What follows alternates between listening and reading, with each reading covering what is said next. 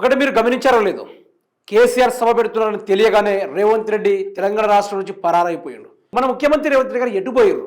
ఆశతోటి ఏరి కోరి మళ్ళొకసారి డైలాగ్ చెప్పుకుంటే ఎట్లుందంటే, పుచ్చిపోయిన అన్ని టమాటాల్లా ఓ మంచి టమాటా రేవంత్ రెడ్డి అనుకుంటే ఆ టమాటా కూడా పుచ్చిపోయిందని ప్రజలు ఈరోజు తేల్చి చెప్పిస్తూ ఉన్నారు. అయిపోయింది, రేవంత్ రెడ్డి పనే అయిపోయింది అన్నట్టుగా జనాలు తేల్చి చెప్పిస్తూ ఉన్నారు. ఈరోజు నాయకుడు అని మేము గద్దెనెక్కిస్తే ఆ నాయకుడు పక్క రాష్ట్రాల కోసం పనిచేస్తూ ఉన్నాడు అనుకుంటూ ఈరోజు ప్రజలు ఒక్కరు క్లారిటీ మీదకి వచ్చారు. అందుకనే జనాలందరూ ఏకమయ్యారు, రేవంత్ రెడ్డిని తరమాలి అన్నట్టుగా జనాలందరూ ఏకమయ్యారు. ఏ ఒక్కరు కూడా రేవంత్ రెడ్డి పాలనని కోరుకోవడం లేదు. మాకు ఇట్లాంటి పరిపాలన వద్దు, ఈ మనిషే వద్దు మాకంటూ ఈరోజు ప్రతి ఒక్క ప్రజలు తిరగబడతా ఉన్నారు. రేవంత్ రెడ్డి సర్కార్ ఈరోజు చేస్తున్న గొప్ప అవినీతి కార్యక్రమాల్ని ప్రజలు కంకణం కట్టుకున్నారు. తొందరలో దింపుతా, మా మీసాలు సగమైన కొరికించుకుంటాం అనుకుంటూ సవాల్ విసురుతూ ఉన్నారు.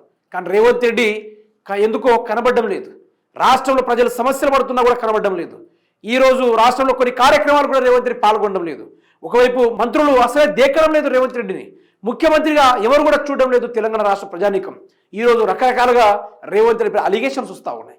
అధిష్టానం వైపు పోతే అధిష్టానం అనవసరంగా నేను ముఖ్యమంత్రి చేశాం అనుకొని ఈరోజు అధిష్టానం కూడా బాధపడుతున్న వ్యవహారం కూడా ఉంది. మరి ఇన్ని రకాలుగా ప్రెషర్ ఉండి రేవంత్ రెడ్డి ఎటు వెళ్ళిపోయాడు? రేవంత్ రెడ్డి ఎక్కడ దాక్కున్నాడు? అసలు తెలంగాణలో ఎందుకు ఉండడం లేదు? మాట్లాడితే కేరళ ఎన్నికలకు, లేకుంటే మహారాష్ట్ర ఎన్నికలకు, లేకుంటే బీహార్ ఎన్నికలకు, లేదంటే ఢిల్లీకి పోవడాలు, లేకుంటే విదేశీకి పోవడాలు జరుగుతుంది తప్ప మన రాష్ట్రంలో రేవంత్ రెడ్డి గారు ఎందుకు ఉండడం లేదు? దేనికోసం ఉండడం లేదు? అసలు ఏం జరుగుతూ ఉంది? రేవంత్ రెడ్డి తెలంగాణ రాష్ట్రాన్ని ఏం చేద్దాం అనుకుంటున్నారు అనేది క్లారిటీ కావడం లేదు. అందుకనే మీరు చూస్తున్నారో లేదో, ఈ మధ్యలో రేవంత్ రెడ్డి ఎక్కడ కూడా ఏం మాట్లాడడం లేదు. ఇప్పుడు కేసీఆర్ మీటింగ్ అయిపోయిన తర్వాత కనబడతాడా లేకుంటే కనుమరుగవుతాడా అన్నట్టుగా చాలా వరకు నేటిజన్లు ఆలోచిస్తూ ఉన్నారు. దీనిపైన సమాధానం ఇవ్వాలని కూడా వాళ్ళు డిమాండ్ చేస్తూ ఉన్నారు. కానీ రేవంత్ రెడ్డి కనిపించడం లేదు.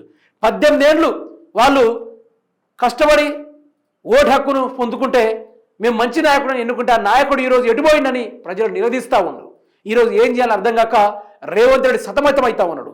ఒక్క కేసీఆర్ సభ, ఒక్క కాన్ఫిడెంట్ కేసీఆర్ సభ ఈరోజు రేవంత్ ముఖంలో ఫియర్ అన్నట్టుగా ఉంది. ఈరోజు కేసీఆర్ ప్రజల కోసం బయటకు వస్తూ ఉన్నాడు. జగిత్యాల జిల్లాలో అన్యాయం జరిగితే అన్యాయానికి న్యాయం చేసి, ఆ యొక్క ధర్మానికి అధర్మం జరిగితే ధర్మం చేయడానికి కేసీఆర్ బయటికి వెళ్తే ఈరోజు ఆ అధర్మాన్ని క్రియేట్ చేసి ప్రజలను శిక్షించి ఈరోజు నానా రకాలుగా భయభ్రాంతులకు గురి అయి పారిపోతున్న మన యనమల రేవంత్ రెడ్డి గారు ఏమైపోతా ఉంది? ఎందుకోసం పారిపోతా ఉన్నాడు రేవంత్ రెడ్డి? ఎందుకని తెలంగాణ రాష్ట్రంలో ఉండడం లేదు? నేను ఉద్యమకారుణ్ణి, ఉద్యమాలలో నడిపించిన కేసీఆర్ని పడగొట్టినోని తొడగొట్టినోని కుర్చీలో కూర్చున్నాను అనుకున్న ఈరోజు డైలాగులు కొట్టిన ఆ నాయకుడు ఎటుపోయిండు?